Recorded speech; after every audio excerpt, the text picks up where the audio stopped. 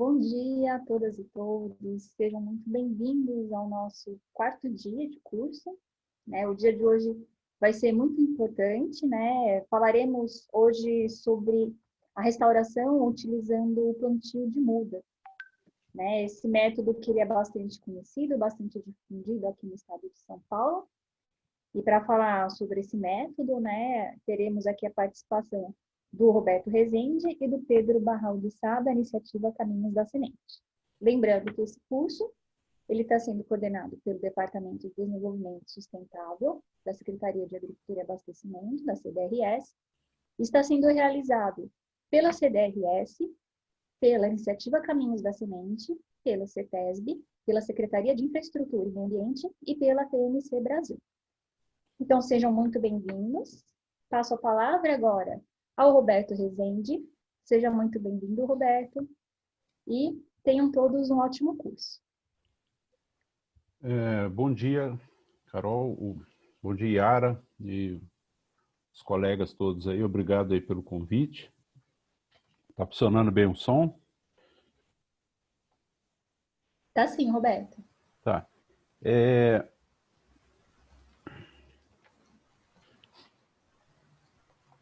Bom, só testando aqui a tela.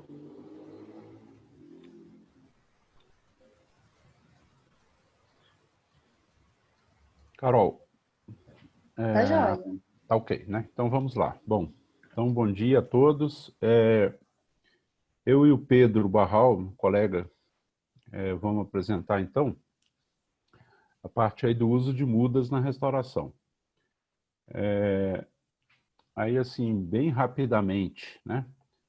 Eu sou agrônomo, o Pedro é biólogo, ele já vai se apresentar, né? A gente trabalha na Iniciativa Verde, que é uma ONG, com sede aqui em São Paulo, está desde 2005 trabalhando com gestão florestal, questões referentes à mitigação, adaptação à mudança climática, desenvolvimento rural sustentável e melhoria de serviços ambientais. Os projetos que a gente tem feito, o projeto fundador aqui da organização, que é o Programa Carbon Free, né, que são compensações voluntárias de emissões de gases de efeito estufa com restauração florestal. Né? O projeto Plantando Águas, foi principalmente com patrocínio da Petrobras socioambiental, trabalhando com sistemas agroflorestais, saneamento. A gente trabalhou em algumas regiões, especialmente em assentamentos, no Vale do Ribeira, região de Sorocaba. E o programa Nascentes, que hoje é o nosso carro-chefe, projetos de compensação ambiental de empresas, ou conversão de multas, né? E que então, somando isso tudo, a gente já trabalhou com mais de 1.000 hectares de restauração aqui, principalmente no estado de São Paulo, mas também um pouco no Paraná, Minas e alguns projetos isolados em outros estados, né? Bom, a gente participa, dentre outras coisas, da iniciativa Caminhos da Semente, né? E a gente tem experimentado o uso da semeadura direta, da muvuca, em alguns projetos nossos desde o ano passado, mas também a gente acha muito importante a questão do desenvolvimento tecnológico, né? Oportunidade dentro do projeto aqui, dos nossos projetos, a gente tentar contribuir aí para aprimorar o processo de restauração. E aí a gente vai tentar discutir um pouco, talvez a forma mais convencional, né, mas que não é excludente, a gente tem que continuar trabalhando junto com a semeadura direta. Vocês já tiveram as outras aulas, e acho que um pouco esse contexto a gente vai tentar conectar com o processo de restauração, né? Com as outras tecnologias, mas tudo depende de um bom diagnóstico, né? E discutir a motivação por que está fazendo a restauração. Esse curso, a gente tem aqui muita gente da CDRS e da Secretaria de Meio Ambiente, né, de várias áreas. A gente está conversando aqui, às vezes, a experiência de restauração não entra muito agora que é a grande novidade, né, da gente fazer a restauração no nível da propriedade rural, né? O produtor, né, em vez de ter essa motivação dele fazer, visando o atendimento do PRA, né? Isso é um trabalho difuso, né? A autoexecução é uma coisa complicada, por isso acho que é fundamental esse tipo de conversa, para a gente disseminar ao máximo esses conceitos e conversar sobre isso bastante. e não entender o processo de restauração, de adequação como algo externo, que vem uma ONG, uma empresa de fora da propriedade, implanta um projeto, faz um pouco de manutenção e vai embora, né? Para a gente internalizar esse processo de adequação ambiental, é fundamental a motivação da assistência técnica como um todo, e principalmente do produtor, né? E sem assistência técnica, extensão rural, isso não tem chance de acontecer, né? Então, se a adequação ambiental é uma expectativa nossa, que ela vire uma rotina, né? Uma atividade costumeira dentro da propriedade, de alguma forma, dentro dos imóveis rurais, sem a extensão rural, isso é impossível, né? Então, acho que é uma oportunidade muito boa esse curso, essa conversa com vocês, né? Bom,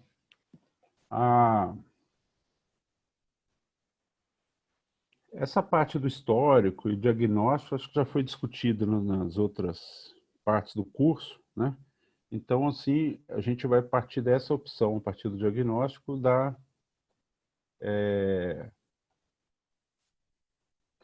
plantio de mudas, né? Deixa eu só ver o chat aqui. Bom, eu acho que não só plantio de mudas, mas especialmente nessa metodologia, a gente tem que lembrar bem a questão de avaliar as condições de solo, né? Normalmente, né, nos manuais que a gente tem trabalhado nos últimos 10 anos, acho que está se reunindo bastante experiência, muita literatura sobre restauração florestal, a questão da fertilidade, das condições de solo, nem sempre estão lembrada, né? A gente tem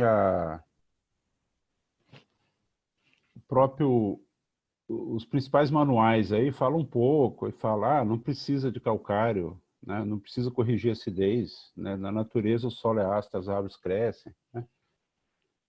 Adubação a gente não tem parâmetro muito certo, então no mínimo põe fósforo para fortalecer a raiz e está tudo bem, né? Talvez até pela origem dos sistemas e dos profissionais de restauração, como são muito ligados à área da biologia e a gente pensa mais a questão da planta, da biodiversidade, mais recentemente é que está tendo mais acúmulo sobre a questão do manejo do solo, né? Então, se a gente viu, né, eu mesmo participei de projetos que a gente não foi tão bem sucedido porque não olhou bem para essa dimensão, né? Então, questões de erosão, de conservação de solo, compactação, a drenagem, né? E a fertilidade é uma das primeiras coisas que a gente tem que colocar aqui na avaliação do projeto, né? Isso é especialmente sério, né, quando a gente vai usar plantio de mudas, né? Isso também condiciona a escolha de espécies, né? Porque nem sempre você vai conseguir reduzir os problemas, você vai ter que conviver com eles, né? Então, acho que isso aí é especialmente válido para a questão de drenagem, né? Às vezes, principalmente restauração de áreas de preservação permanente, tem áreas sujeitas a alagamento, então tem problema de drenagem, e aí você tem que ajustar o seu mix lá de espécies que vai usar, né, para esse ambiente, para que seja adequado a esse ambiente, né? Então, mesmo que a gente vai falar um pouco sobre as diretrizes para a escolha de espécies, né? Às vezes naquela região tem um determinado perfil, né? Mas naquele local elas não vão caber por causa da drenagem, né? Ou por causa da fertilidade, ou da erosão, né? Então, agora, como é que a gente coloca essa dimensão no projeto, né? Não muda muito, né? Ver a questão de conservação do solo, né? Muitas vezes tem que estar associado o importante é associar o resto do imóvel, né?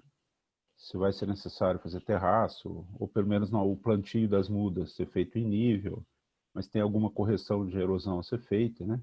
Então, a gente começar primeiro a lembrar disso, né? Cada vez mais, nos nossos projetos, a gente tem feito análise de solo, né? Uma referência, que é a edição mais nova do Boletim 100 do IAC, já coloca um item sobre adubação de espécies nativas, né? E ele também, a recomendação, né? Por exemplo, ele fala, calagem não precisa, é mais para, né? Porque é muito caro. mas a gente tem visto na prática que se o solo está muito degradado, uma pastagem de uso antigo, faz diferença sim, né? A gente viu, acho que é um caminho assim que a gente ainda precisa aperfeiçoar, fazer ensaios mais controlados, né? E aprender um pouco mais sobre isso. Mas mal não faz, né? Aumenta um pouquinho o custo do projeto, mas em alguns casos a gente viu que foi uma relação bastante positiva você investir na correção de solo, né? Para melhorar a disponibilidade de nutrientes para as árvores. Então a muda não cresce, ela não morre, mas também não cresce, e aí quando você trabalha um pouco melhor isso, aumenta a disponibilidade dos nutrientes e valoriza aí a adubação, né? A gente tem tentado usar sempre que possível adubo organomineral para reunir tanto as vantagens do adubo orgânico e do adubo mineral, que é mais fácil de colocar, mais barato, né? Adubação puramente com esterco é praticamente impossível, né? Os poucos lugares que tem, ele é um insumo disputado, né, para outras culturas dentro do imóvel, né? Então mas pode ter alguma condição que seja viável, né? Então a gente usa frequentemente adubo mineral mesmo, que é o mais fácil, né? E cada vez mais a gente põe no cardápio a questão do calcário ou do gesso, né, para fazer a correção. Aí, lembrando até um trabalho de um pessoal que saiu numa revista internacional de restauração ecológica, né? O título é para lembrar, né? Cada vez mais, pessoal de várias instituições do Brasil e fora, uma pesquisadora lá do Rio de Janeiro, né? Lembrando que a gente tem que olhar para baixo, né? Então, às vezes, para o pessoal que já trabalha com agricultura, é meio óbvio, né? Mas não é tanto se a gente conhece a história da restauração florestal no Brasil, né? Que a gente tem que compreender os dados do solo, né? Que a análise de solo tem que entrar na rotina nossa, né? Antes e ao longo do projeto, para monitorar o desenvolvimento, né? E sempre considerar características do solo ao planejar e a gerenciar um projeto, né? Porque a gente ainda está aprendendo com isso, né? Então, o primeiro grande lembrete aqui do curso é a gente não esquecer, né? A gente quer compartilhar essa experiência aí que é fundamental a questão do solo, né? Bom, indo aqui para o assunto do plantio, né? A norma vigente sobre restauração florestal no Estado de São Paulo, a Resolução Secretaria do Meio Ambiente 32 de 2014, ela até define o que é plantio, né, para fins de restauração no Estado de São Paulo. Então, são as técnicas que introduzem deliberadamente, né, no local lá, novos indivíduos vegetais nativos da área por meio de plantio de mudas, ramos, sementes, raízes ou qualquer tipo de propago. Às vezes é meio óbvio, né, precisar conceituar isso, só que também voltando sempre na história aqui de como foi feita a restauração, né? E é normal que a gente, ao determinar com um determinado pacote tecnológico, fique às vezes um pouco viciado nele, né? Eu acho que a iniciativa Camisa Semente trabalha bastante com a questão da gente ver uma nova abordagem ao uso de semeadura direta, né? Mas também a gente até vai falar um pouquinho no final aí de uso de estaquia em restauração florestal, por exemplo, né? E voltando à história das mudas, que realmente é a opção que a gente está apresentando e que ainda e deve continuar sendo uma das principais metodologias para se fazer restauração florestal, só que não é a única, né? E às vezes a gente confunde e determinados procedimentos metodológicos, mesmo normativas, induzem a confundir reflorestamento com restauração florestal ou restauração ecológica com plantio de mudas, né? Quando se começou a trabalhar mais isso, nos anos 80 e 90, que era a técnica mais óbvia, né, e dominante, e continua sendo, então às vezes induz alguns raciocínios assim que confunde plantio, né? Tanto a gente mesmo fala plantio, né? Muda, pensa um projeto em termos de quantidade de muda, né? Os órgãos ambientais, muitas vezes, eu trabalhei no DPRN muito tempo, né, nos anos 90, a gente pensava em termos de quantidade de muda, né? Várias empresas que até hoje contratam projetos de compensação ambiental, elas fazem o termo de referência falando eu preciso de tantas mil mudas, né? O termo de ajustamento do Ministério Público fala em plantar X mil mudas. os TCRAs, às vezes, são inscritos em quantidade de muda. Isso tem mudado, né? Sem trocadilhos, mas assim, a gente está ainda trabalhando muito com raciocínio que restauração é igual plantio de muda, né? E eu acho que São Paulo tem uma grande vantagem que a gente não pode perder, né? Tem um histórico acumulado aqui de gestão ambiental, de pesquisa, de política pública e de conhecimento, que uma das faces disso é a própria regulamentação sobre restauração, coisa que poucos estados do Brasil têm, né? Então, São Paulo, desde o ano de 2001, já vão 19 anos, né? Fez a primeira norma, que foi a Resolução 21 de 2001, né? E ela teve várias revisões sucessivas, né? Então a gente já está na quinta geração, que é a 32, e que foram processos em maior ou menor grau participativos. Eu até acompanhei um pouco dessa história quando eu estava no Sistema Estadual de Meio Ambiente, de discussão com técnicos da área da pesquisa, com o pessoal da antiga CBRN, com outros órgãos públicos, né? A CAT, então, de alguma forma, por causa do programa Microbacias, foi se agregando esse projeto, essa abordagem, né? Com empresas e outros operadores aí da restauração no estado, né? Então, em algum momento, se conseguiu fazer seminários, trocar experiências e tentar aperfeiçoar, né? Acho que é uma coisa que é importante que São Paulo tem essa norma, essa ideia de um conceito de orientação. E, às vezes, ela é norma diretiva, né? Em algumas condições, né? Mas a ideia nem tanto é discutir as regulamentações aqui, né? Mas a ideia é que isso, o quanto que isso demonstra e, ao mesmo tempo, influencia as técnicas, né?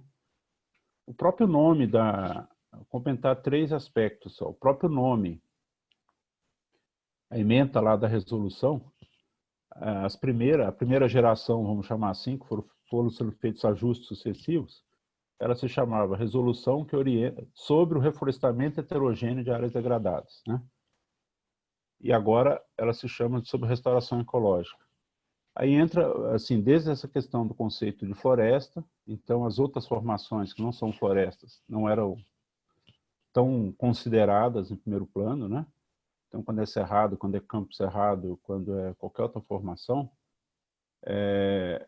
a gente ainda tinha um certo vício é muito forte, né? Mas uma tendência a pensar plantio de mudas, né? E muitas vezes, apesar da resolução 21, que foi a primeira, não falar exatamente isso, mas ela reproduziu um raciocínio que restaurar é reflorestar, né? Isso significa fazer uma floresta, então se não tinha floresta, então não é restauração. E necessariamente com plantio de mudas, né? Apesar de sucessivamente essas resoluções cada vez mais e dando espaço que existem outras técnicas e que a resolução não deve direcionar uma metodologia exatamente, foi criando um pouco essa tendência. Por quê? Até era normal que na época que estava se começando a restauração, como processo, com vários atores, né? Não é só um problema da Secretaria do Meio Ambiente, mas de outras áreas de governo, das empresas, das ONGs e principalmente dos produtores, que tinha muita ênfase no procedimento, né? Então não chegou a falar assim, ó, tem que plantar linha de 3 metros, espaçamento de 2 metros dentro da linha, né? Tem que fazer isso, tem que fazer aquilo. Mas tinha muita diretriz do que você deve fazer, né? E nem tanto a ênfase no resultado, como é agora. Então, daí ficaram alguns exemplos, né? Que, por exemplo, a primeira resolução, há 19 anos atrás, a partir de conclusão que uma avaliação dos primeiros projetos de restauração dos anos 70, principalmente, com a CESP, fez em algumas represas no interior do estado, observou-se que se usou espécie pioneira, de rápido crescimento, que tinha pouca diversidade e que esses fragmentos, depois de ficarem bem, né, durante 10 anos, alguns anos, começavam a decair, né?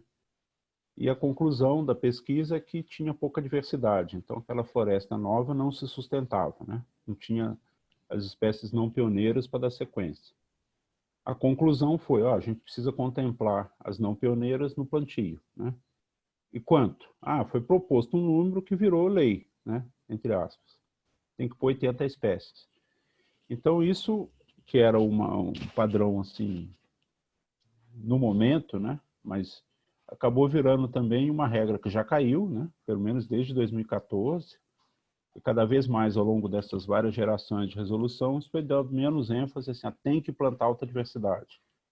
E muda para, você tem que obter alta diversidade, né? Então, dependendo da situação do manejo, principalmente do entorno da área do projeto, você consegue alta diversidade de outras formas, sem ser levando mudas. Porque isso aí tem um custo, tem uma dificuldade de monitorar, né? Raramente um técnico vai reconhecer em campo as 80 espécies, né? Vamos ser sinceros. Acaba introduzindo espécie exótica sem querer, ou que não é nativa daquele local, não é mais adequada, em nome de uma diversidade que talvez não fosse o principal alvo, né? Cada vez mais até o consenso que a gente não consegue diversidade necessariamente desse jeito, né? É bom ter diversidade das mudas, mas não vamos exagerar. Em resumo, é isso, né? E a resolução 32, cada vez mais ela tem, então, a ênfase no resultado, e a grande novidade dela é a questão dos indicadores, né? Que a gente, no curso aqui vai ter mais tempo para falar disso, né? Mas a questão da gente trabalhar, em vez de só contar a diversidade de muda plantada, preocupar com a diversidade de regenerantes e das próprias espécies plantadas ou não, e com a cobertura de copa, por exemplo, né? Em outras épocas, a gente já mediu, tentava usar como indicador a altura da muda, para descrever o desenvolvimento do projeto, né? Então, concluiu-se, ao longo do tempo, que a melhor questão é ver a cobertura da copa, não interessa a altura da muda, né? Mesmo indicadores de manejo, como mortalidade, como isolamento, que já foram considerados mais importantes, não são mais em termos da norma. Mas a gente vê que precisa de indicadores intermediários, também é uma coisa de decisão de cada projeto, para que, é lógico que a gente tem que preocupar com a mortalidade, né? Que ela vai refletir na cobertura de copa e na diversidade. Mas não é o principal indicador, né? São indicadores de acompanhamento do projeto, né? Então, a gente achou importante chamar atenção para a evolução das normas, né? Que, então, assim, isso influi, primeiro, para a gente lembrar que restauração não é só muda. A gente não vai abandonar essa metodologia, a gente está falando sobre ela agora, mas que muita coisa boa, mas também muitas limitações dos projetos vêm da gente confundir uma coisa com a outra. Sempre projeto de restauração é igual reflorestamento, é igual plantio de muda, né? A gente consolidou o entendimento que a densidade de plantio é 3/2. Isso não está em regra nenhuma, né? Acho que nos primeiros manuais, nos anos 80, 90, isso apareceu muito por causa da tentativa de mecanizar projetos, e era a bitola do trator que mais usado, né? Os 3 metros passava na linha de árvore. E aí virou isso que um projeto tem que ter 1.667 árvores por hectare, né? A gente pode plantar mais, pode plantar menos, depende da condição do solo, de disponibilidade de água, quanto você vai investir para nutrir, né, essas mudas, criar condições para que se desenvolvam e tal. Então, a gente tem que simplificar um sistema, né, de plantio, mas também porque a gente está implantando como se fosse uma lavoura, mas não é uma lavoura, né? Então, o resultado que a gente espera é uma floresta, uma vegetação nativa, né? Então, às vezes, você pode sair dessa simplificação, é bom que seja, né? E aí, isso é especialmente claro na história do plantio de mudas, né? A gente não precisa seguir necessariamente esse raciocínio do 3/2, né? Isso é uma simplificação, mas não é uma regra, e nunca esteve escrito em nenhuma dessas resoluções, por exemplo, né? Eu já vou passando aqui agora para o Pedro Barral, a gente vai se revezando aqui, né? Então, lembrando que essas técnicas não são excludentes. No mesmo projeto, a gente às vezes usa uma parte do terreno plantio de mudas, no outro semeadura e no outro a condução da regeneração natural, né? Daí a gente... eu vou passar o próximo, então, agora aqui eu vou fechar a tela e passar para o Pedro, ele já se apresenta e depois eu volto aqui para a conversa também, tá? Obrigado. Bom dia, pessoal. Prazer estar aqui, ter esse espaço para falar um pouquinho com vocês. Essa segunda parte da apresentação vai permear um pouco o que é a nossa experiência dentro do plantio de mudas, né? falando um pouco dos aspectos que a gente julgam ser mais importantes nessa tomada de decisão, sem entrar em grandes detalhes técnicos que vão da especificidade do projeto, de quanto que eu adubo, como que eu adubo, né? Acho que isso daí a gente vai passar mais nas linhas gerais, até porque o nosso tempo é escasso, né? E, bom, eu vou compartilhar aqui a tela com vocês agora. Só um minutinho.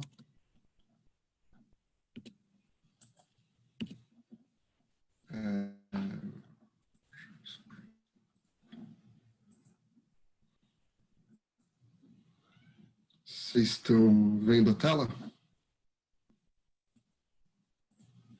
Sim.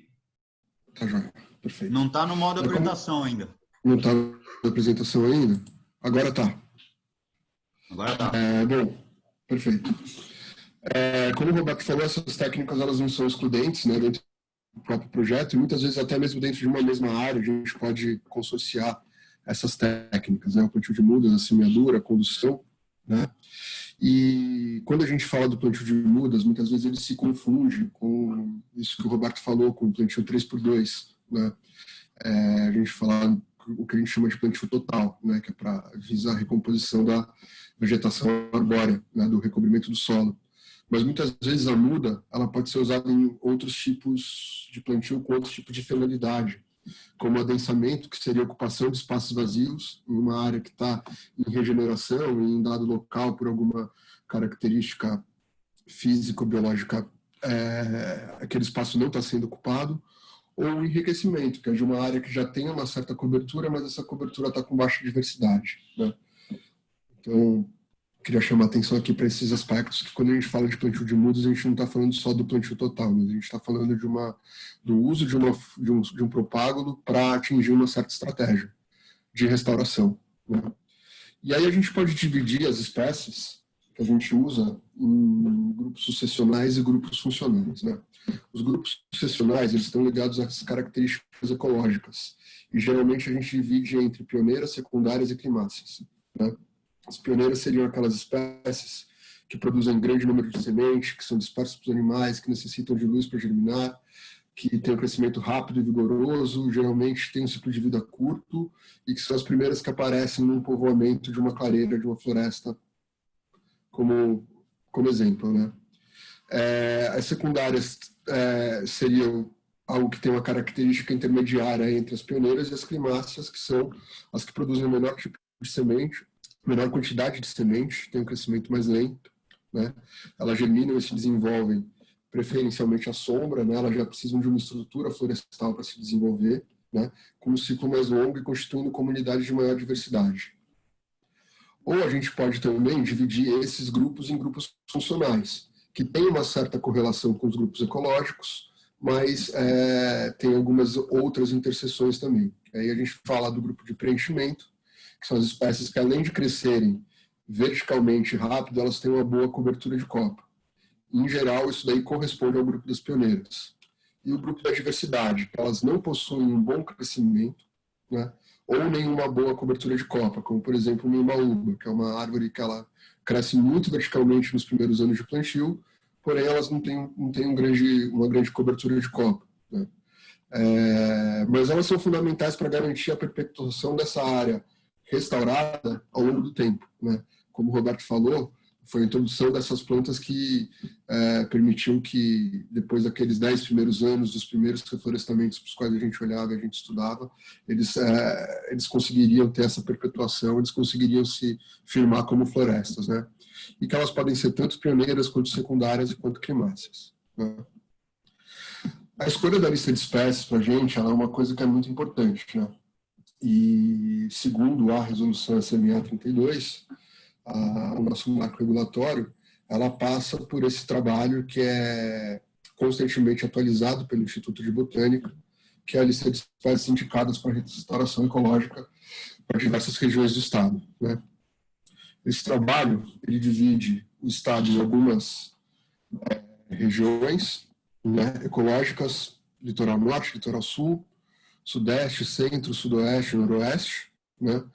E para cada um desses lugares é elaborada uma lista, e essa lista é constantemente atualizada, né? de espécies, divididas por família, nome científico, nome popular, uma média de altura que ela atinge, qual que é a classe sucessional que ela pertence, se ela é não pioneira, se ela é pioneira, qual é o grupo funcional, se ela é de preenchimento, se ela é de diversidade, como que ela se dispersa e qual que é o bioma e o ecossistema que ela faz parte, né? Então aqui a gente tem um exemplo de um trecho dessa lista para a região ecológica do Litoral Sul, né? E chegando aqui um pouco mais para frente, da região Sudeste, né? A última versão dessa lista, ela fala não só das espécies arbóreas, mas fala também de outras formas de vida também, de arbustivas, de herbáceas, né? E caracteriza essa lista para essas outras formas de vida também, dentro de cada região ecológica, né? E se a gente lembrar, voltar aqui, essa última coluna aqui, bioma, ecossistema e região, né? Como é que a gente pensa nisso, né? A gente usa como referência a resolução SMA 146 de 2017. Ela institui um mapa de biomas do estado de São Paulo e dá outras providências.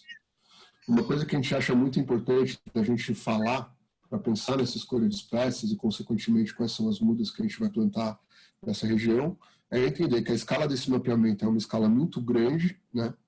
E que o artigo 4 dessa resolução fala que nos casos em que for verificado em loco que a vegetação do imóvel não é compatível com a escala do mapa, a análise da proposta da compensação da reserva legal, ela versa muito sobre a compensação de reserva, mas também a gente pode transpor isso para essa definição, né, de bioma, né? Ela condiciona essa apresentação de um laudo de caracterização vegetal de modo a comprovar em qual bioma o imóvel está inserido, né? E esse é o mapa final que divide o estado em 2 biomas, do bioma da Mata Atlântica, do bioma do Cerrado, né? E estabelece uma zona de tensão entre esses 2 biomas.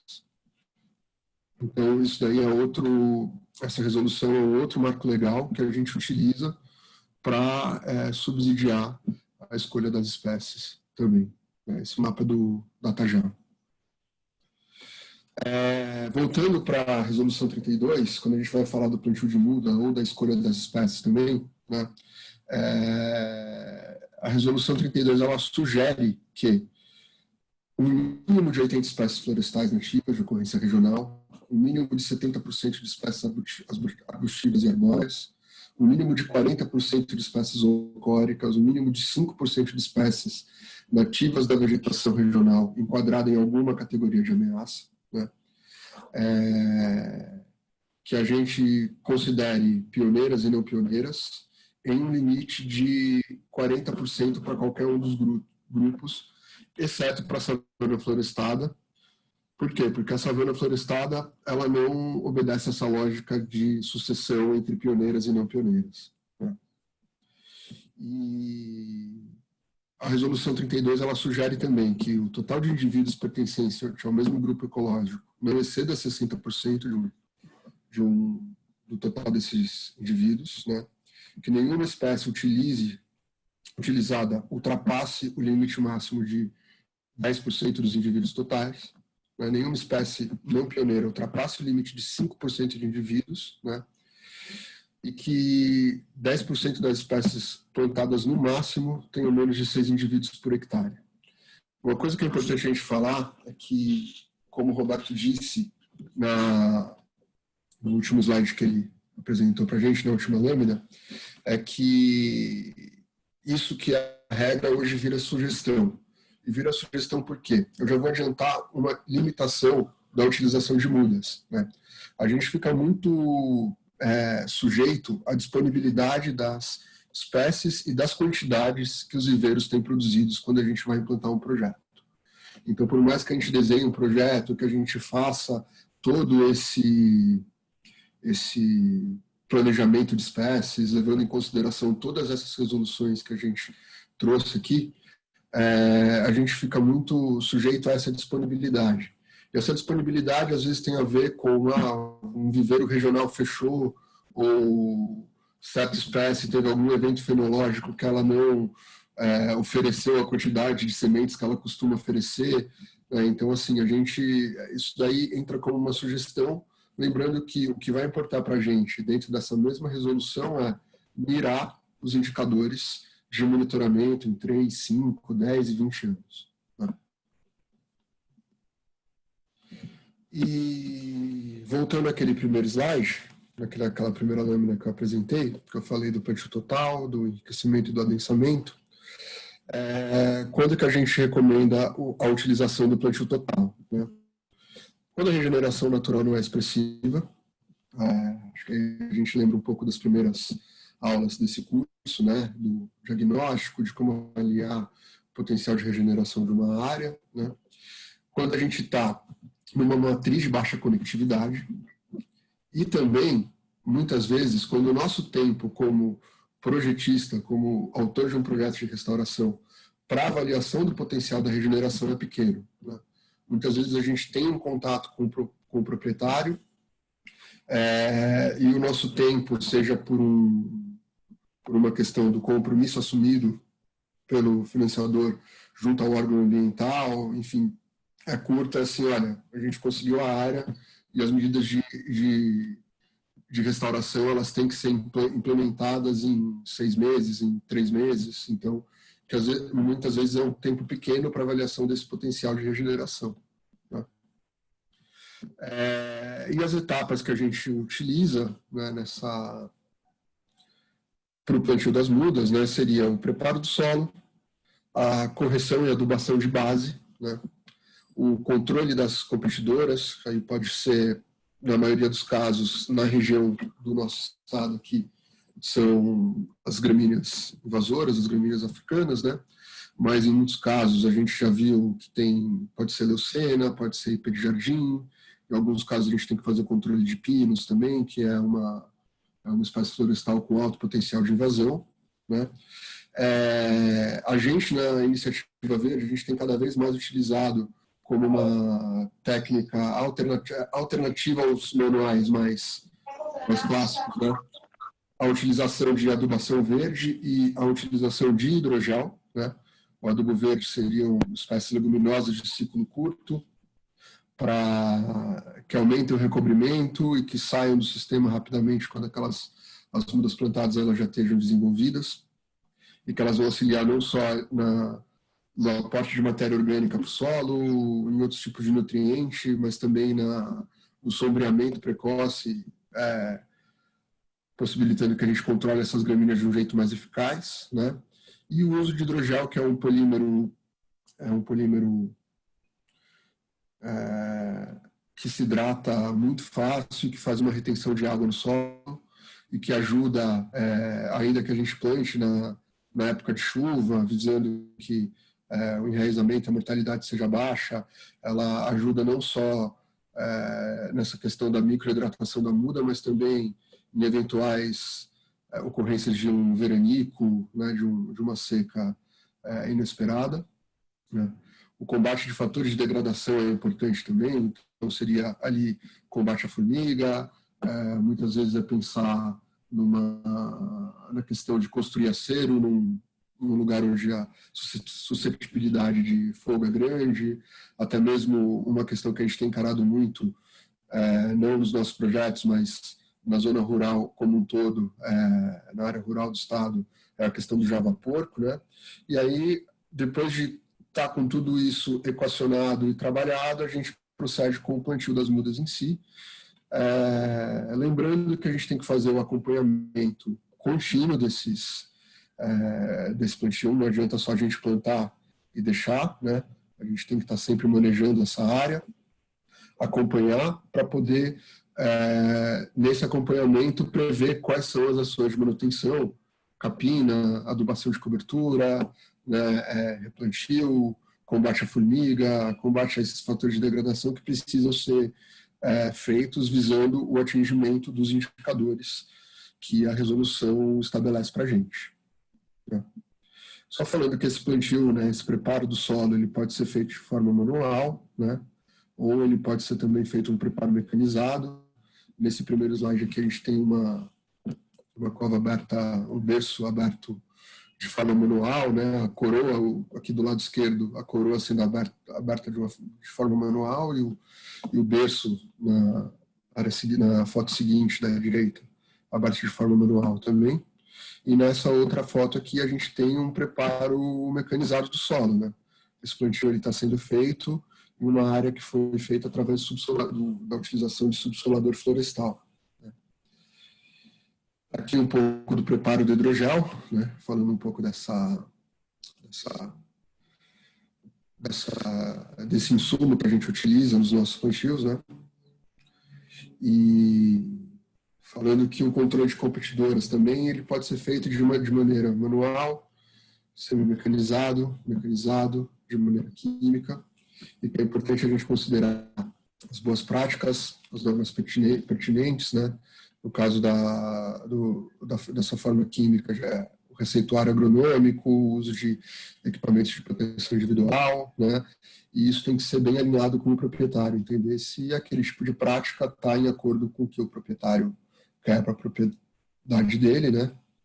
Lembrando aqui dessas instruções, da instrução normativa número 7 do IBAMA, de 2012, né, e suas alterações, que faz a lista dos produtos não agrícolas registrados no órgão. Né. Uma outra forma da gente fazer isso daí também é a gente utilizar a adubação verde, né, isso daí é uma área onde, acreditem, isso daí é bastante feijão guandu e feijão de porco germinado, e entre isso daí a gente entra com o plantio de mudas, né? Num espaço mais sombreado, com menos capim, onde a gente precisa usar menos herbicida para fazer o controle dessas gramíneas, né? E aqui a gente trouxe um exemplo de um projeto nosso, que foi feito lá no assentamento rural de Porto Feliz, onde a gente usou o cultivo intercalar, né? Para sair de uma realidade de degradação de uma área abandonada, dominada por braquiária como essa imagem de satélite, essa foto ela é de 2008, né? Para isso agora em 2009. Né? A gente preparou essas áreas, né, fazendo esse sistema que se parece bastante ao sistema de aleias, né? A gente tem linhas de árvores intercaladas com os canteiros.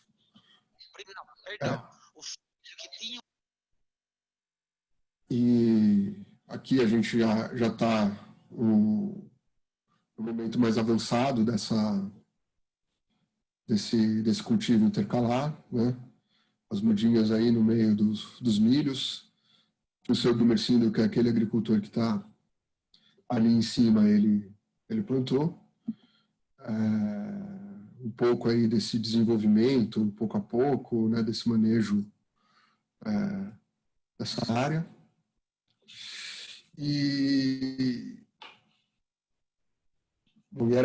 essa é uma das... Passar agora, sair um pouco dessa área do plantio total para falar do plantio de mudas da regeneração natural, né? Bom, como a gente já falou nos momentos anteriores, né, o plantio de mudas, a regeneração natural ela é utilizada quando a gente tem uma matriz favorável e essa regeneração começa a se expressar, né?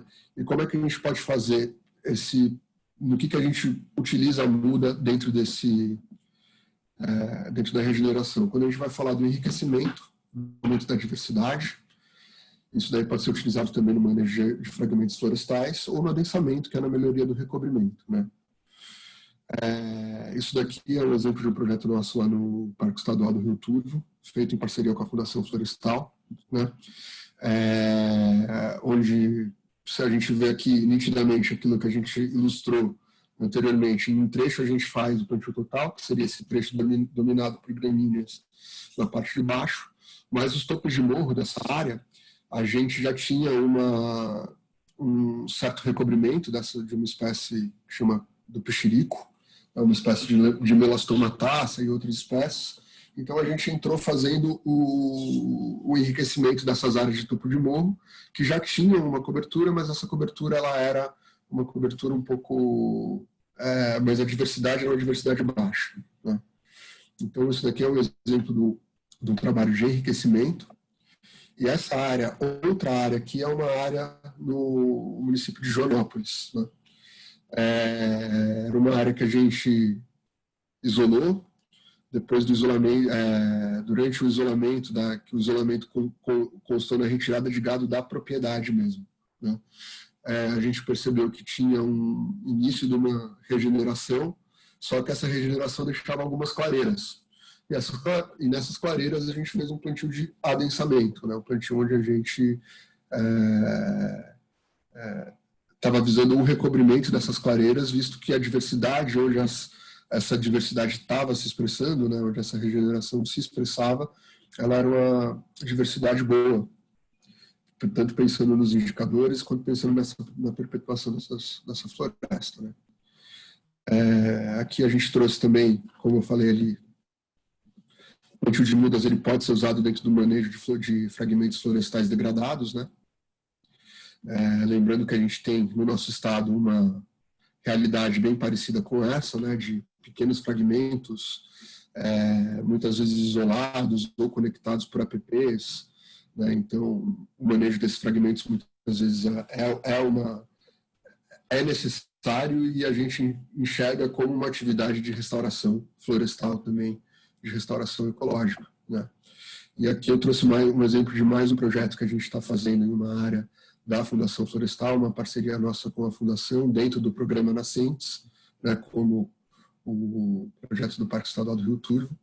Essa área é a Estação Ecológica do Barreiro Rico, né, que é uma estação que representa uma pequena parte desse contínuo florestal que a gente está vendo bem, desses dois grandes fragmentos, que é chamado do contínuo do Barreiro Rico, que está dentro da APA do Barreiro Rico, né, mas que é uma área que teve alguns incêndios recorrentes, recentes, e esses incêndios florestais, eles causaram um desequilíbrio e fez com que a quantidade de lianas hiperabundantes nessa área, ela se entrasse em desequilíbrio, né? Então essas lianas elas passaram a ser hiperabundantes e parte da estratégia desse projeto passou a ser o quê? Passou a ser a gente trabalhar no manejo dessas lianas e no enriquecimento desse fragmento através do plantio de mudas, né? De espécies de interesse desses primatas, que são primatas que já estão ameaçados, eles estão na lista de espécies ameaçadas do Estado, né? E que ocorrem nesse fragmento, né? É um fragmento da região que tem uma diversidade de primatas, maior diversidade de primatas do interior do Estado, né? Então aí tem um exemplo das espécies que a gente escolheu em acordo com os hábitos alimentares. É óbvio que a gente visa essas espécies, mas muitas vezes elas não estão disponíveis no viveiro. A gente pode ir atrás um pouco de semente delas, fazer esse enriquecimento tudo, né? Mas a gente fica um pouco dependente dessa disponibilidade dos propágulos, né? Então, esse projeto, ele consiste no controle das trepadeiras das lianas hiperabundantes, o plantio de enriquecimento com ênfase na espécie de interesse dos primatas e o posterior controle dessa rebrota das lianas e das invasoras, né? Foge à lógica de um projeto de restauração clássico, que a gente está conhecido, do plantio total de mudas, mas é um projeto super importante do ponto de vista da manutenção da biodiversidade regional e desse fragmento que tem uma importância muito grande, né? Então, só dando alguns exemplos aqui desse manejo de lianas, onde posteriormente a gente faz o plantio dessas mudas. Bom, eu vou passar de novo aqui para o Roberto para ele fazer as considerações finais. Tá? Essa era a parte do recado que a gente tinha para dar.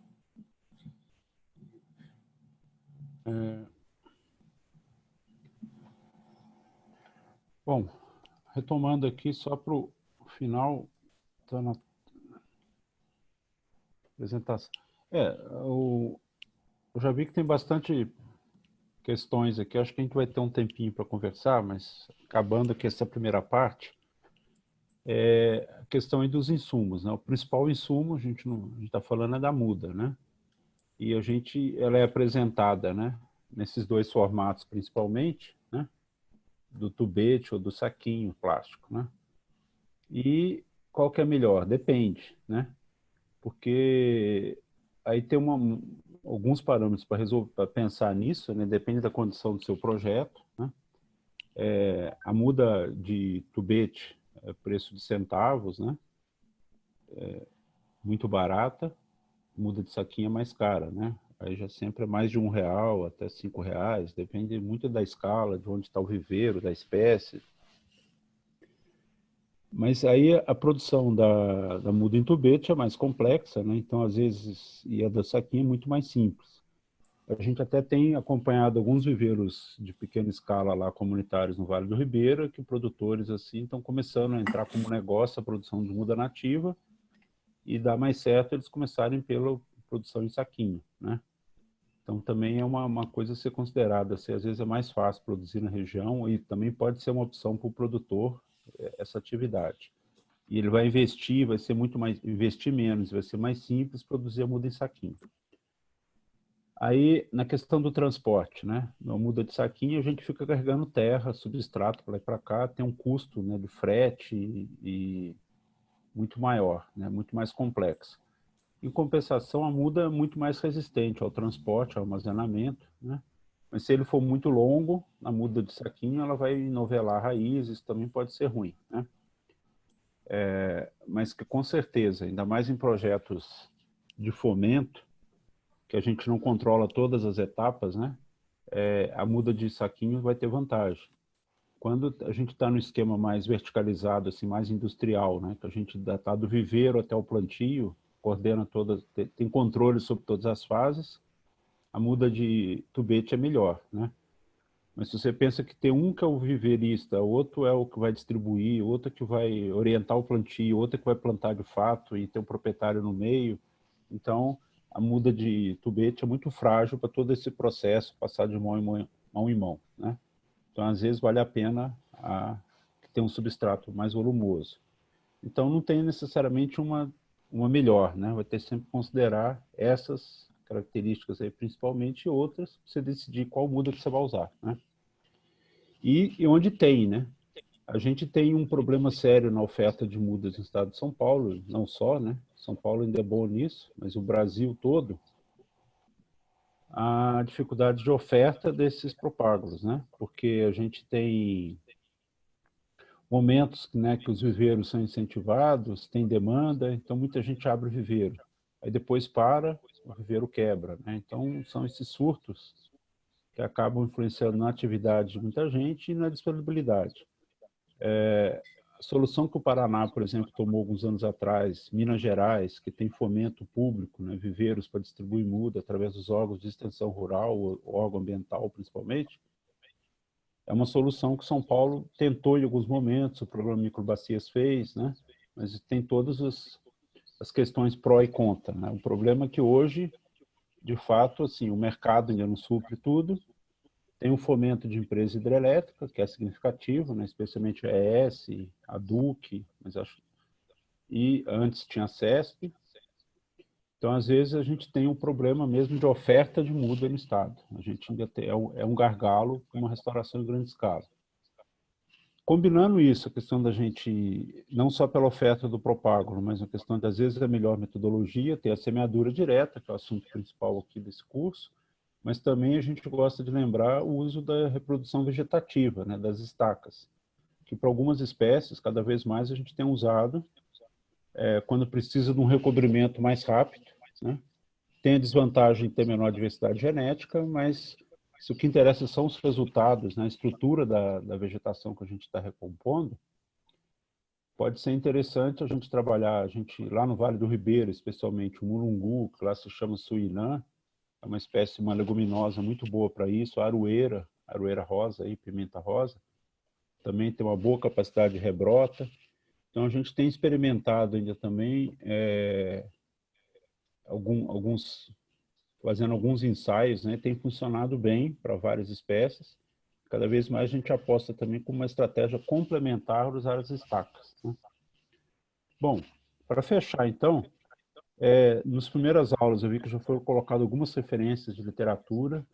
Acho que é importante agora colocar mais algumas, né? Não vai esgotar a lista aqui do curso, mas a gente quer trazer mais 4 aqui.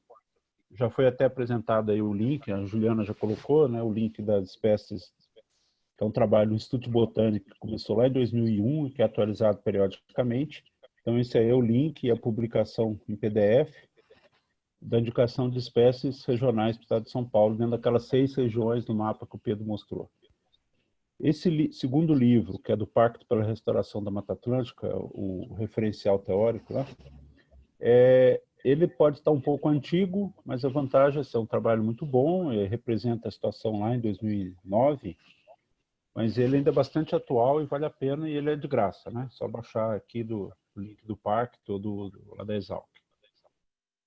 A gente vai fazer propaganda também aqui, 2 publicações nossas, né, da Iniciativa Verde, um manual que junta a questão de legislação e técnicas de restauração, e o outro sobre pequenos viveiros florestais, né, que foi feito até para a situação do Vale do Ribeira. Essas e outras publicações estão no nosso site, lá na parte de publicações. Por último, também ressaltar a questão do DataGel, esse sistema de informações geográficas da Secretaria do Meio Ambiente, que, por exemplo, a parte legal, tem várias informações interessantes. A gente usou aqui a da resolução dos biomas do estado, né? Mas tem várias informações úteis para quem for fazer um projeto, acompanhar um projeto de restauração, né? Bom, para terminar mesmo, a gente só queria mostrar um dos vídeos aqui, um trecho dos vídeos, acho que vocês já viram na semana passada, né? Porque é uma produção conjunto aí da TNC com vários parceiros, inclusive a Iniciativa Verde, o ISA, a Embrapa, a Exalc, né? Só um vídeo curtinho aqui, depois a gente passar para as perguntas. Tudo bem? Vou passar para o Pedro agora aqui, para essa discussão. Então, os nossos contatos, a gente fica à disposição depois nessa conversa e depois também para tentar aqui trocar mais ideias sobre a questão da restauração. Então, obrigado e a gente volta daqui a pouco para a conversa.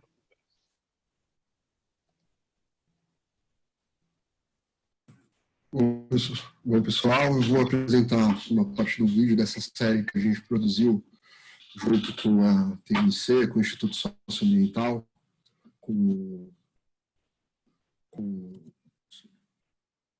a Exalc também, Embrapa, né? E vai ser um trecho curto, 2 minutos e meio, do último vídeo que fala um pouco do plantio de mudas também.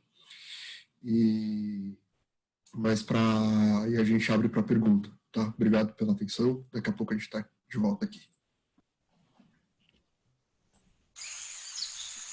Começou o vídeo.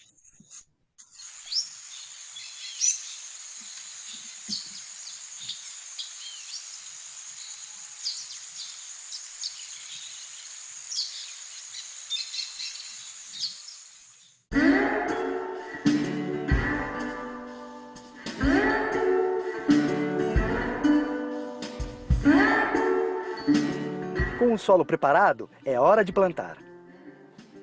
Mas como fazer o plantio? Usar mudas ou sementes? Fundamental para o sucesso do plantio é a qualidade das mudas e sementes que se vai utilizar. Como a maioria das florestas brasileiras apresenta uma grande diversidade de espécies, buscar essa variedade no plantio é um forte requisito para que a floresta se restabeleça. Também é muito importante pensar e planejar a distribuição das espécies na área. Aqui nessa área eu planejei o plantio com árvores que crescem rápido e sombreiam o solo em linhas intercaladas com uma mistura de adubo verde. Depois de 1 ano, eu vou substituir a linha de adubo por espécies nativas, com um crescimento mais lento e que permanecem mais tempo na floresta. O plantio de mudas em área total geralmente é feito alternando linhas de espécies que vão crescer rápido e cobrir o solo, e espécies de crescimento mais lento. As linhas de plantio podem ser abertas de forma mecanizada, com trator e subisolador, semi-mecanizada com motocoveadeira ou manual com cavadeira. É importante que o colo da muda fique no mesmo nível do solo e que as raízes fiquem em contato com a terra. É possível plantar sementes junto com as mudas, tanto de adubo verde, que melhoram a qualidade do solo e fazem um rápido sombreamento, quanto de espécies nativas.